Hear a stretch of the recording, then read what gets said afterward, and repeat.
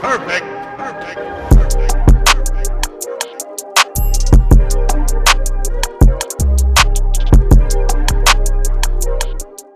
I have a really cool package to show you. So I was supposed to get this in yesterday, and well, winter conditions today caused a lot of problems on roads all over the region. Yeah, it's a camel in the snow in Souderton. How about that? Check out Bebe, the panda having a blast in the snow at the National Zoo in Washington, D.C. But I have some tubs set up. Let's see if you can guess what I'm gonna be unboxing today. These packages are from our friend Mike Kosicki. We actually met him through the podcast, and I'll put his email down below if you're interested in some of these animals that we're gonna show you today. Here I have just a couple of tub setups. And so this is obviously gonna be for an animal that is semi-arboreal and probably not what you're thinking. So all this is the Tupperware container that I keep my babies in. I just cut a hole in the front here and kind of buried it under this.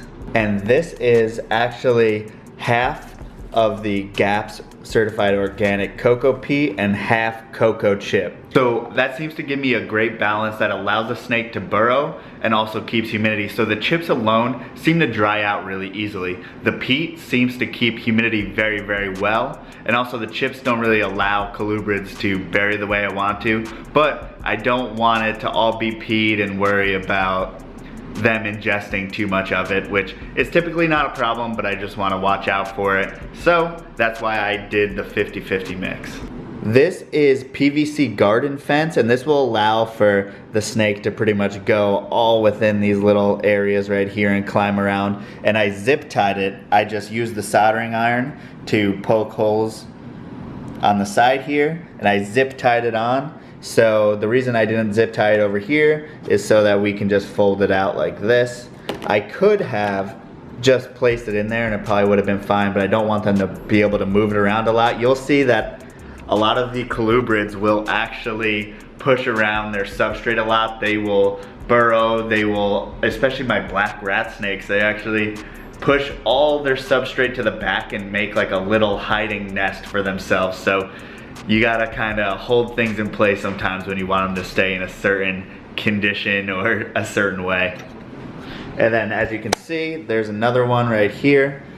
And there's one kind of terrestrial setup. All this is a toilet paper roll with the same peat mix combo. And so that's obviously gonna be for a snake, which is much more terrestrial in nature. This package was delayed over 24 hours. So it was sent Wednesday night. It was supposed to get here at Thursday at 10:30 a.m. Now it is Friday at about 11:30. So it was about a day and an hour late. And it was cold the last couple days, but they are colubrids, so hopefully they weren't affected too much by the cold, but I guess we'll see.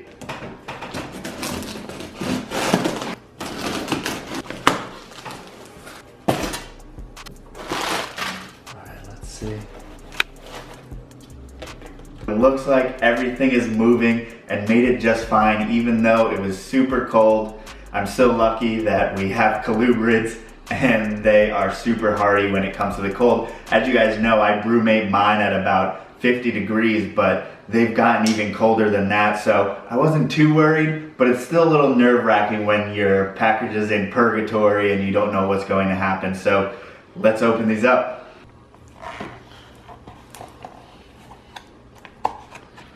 Check it out. I've actually never even seen one of these in person, at least captive born and bred.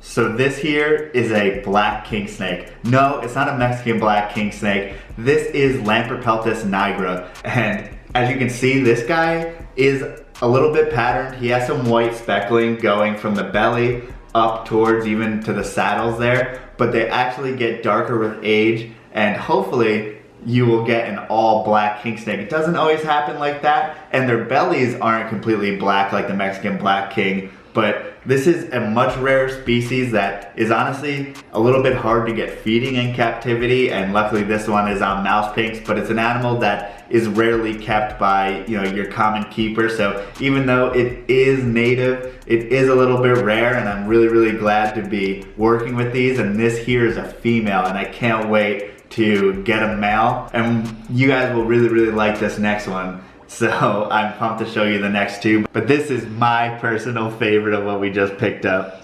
So a lot of people think that the setup for a king snake and a corn snake or a rat snake is exactly the same, but honestly, they do have very different behaviors. As far as king snakes are very terrestrial, and rat snakes are semi-arboreal, and they will climb pretty much as you let them. So it's always cool to give them enough things to climb on, enough things to do, so that you can just see their natural behaviors. Listen, the snake will obviously survive and probably thrive within just a regular tub setup with nothing in it, but it's cool to put some things in there and see them climb around. So here's a snake that I've wanted for a while. This here is a Texas rat snake, or more correctly, at least in today's taxonomy, considered a western rat snake. So these are a close cousin to the corn snake, but they will get a lot larger, and typically they have a little bit more attitude than your regular corn snake. When we lived in Texas, we would actually find these in the wild, and they're just amazing little snakes, and I'm so glad to have one in our collection. And guess what? This one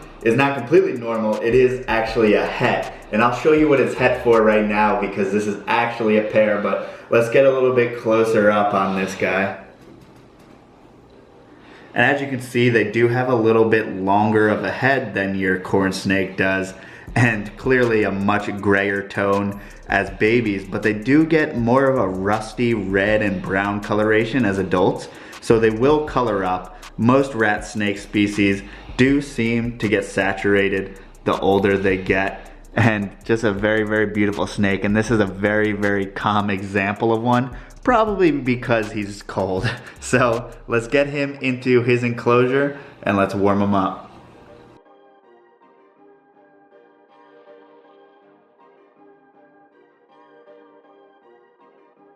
Pray for the water.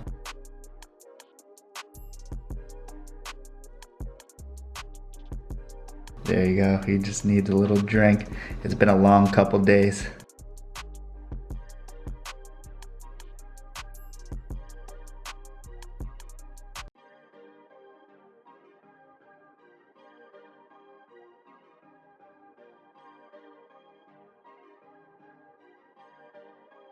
Perfect.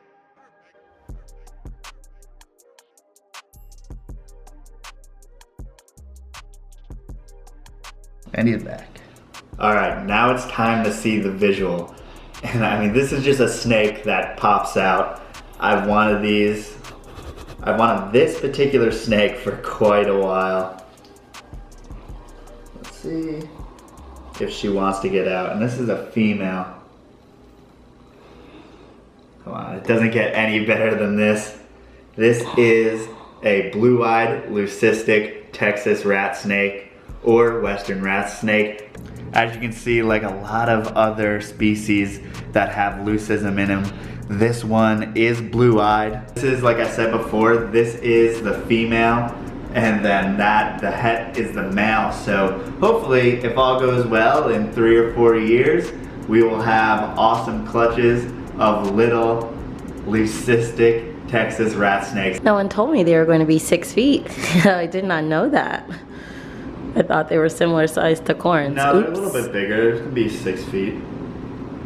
Now, is it like corns where the female and male can grow up to different? Yeah, so male Texas rat snakes are going to be a little bit larger than your females, just like your corn snakes. So this girl will be a little bit smaller than our boy, but 4 to 6 feet would be pretty average for them.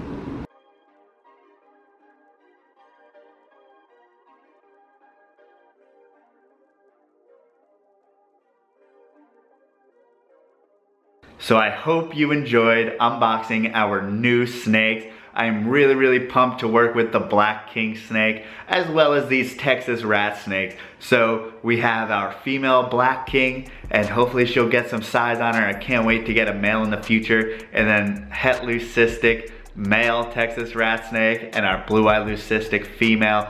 Keep an eye out. I'm gonna post probably a bunch of pictures of them on Instagram in the future. For now, I wanna get them warmed up and ready to go, make sure that they're drinking, and then eventually, probably next week or so, try to feed them, which would be a telltale sign definitely for the black king snake to make sure everything's good. I wanna thank you guys so much for watching. Please like, comment, subscribe, and if you made it this far, you're on the team.